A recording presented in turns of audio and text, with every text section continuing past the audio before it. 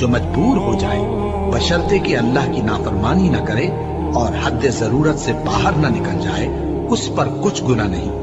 بے شک اللہ بخشنے والا ہے، رحم کرنے والا ہے۔ جو لوگ اللہ کی کتاب سے ان آیتوں اور ہدایتوں کو جو اس نے نازل فرمائی ہیں چھپاتے اور ان کے بدلے تھوڑی سی قیمت یعنی دنیاوی منفعت حاصل کرتے ہیں، وہ اپنے پیٹوں میں محض آگ بھرتے ہیں۔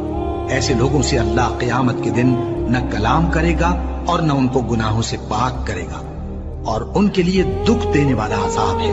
یہ وہ لوگ ہیں جنہوں نے ہدایت چھوڑ کر گمراہی اور بخشش چھوڑ کر عذاب خرید لیا۔ یہ آتش جہنم کی کیسی برداشت کرنے والے ہیں۔ یہ اس لیے کہ اللہ نے کتاب سچائی کے ساتھ نازل فرمائی، اور جن لوگوں نے اس کتاب میں اختلاف کیا وہ ضد میں آ کر نیکی سے دور ہو گئے ہیں۔ نیکی یہی نہیں کہ تم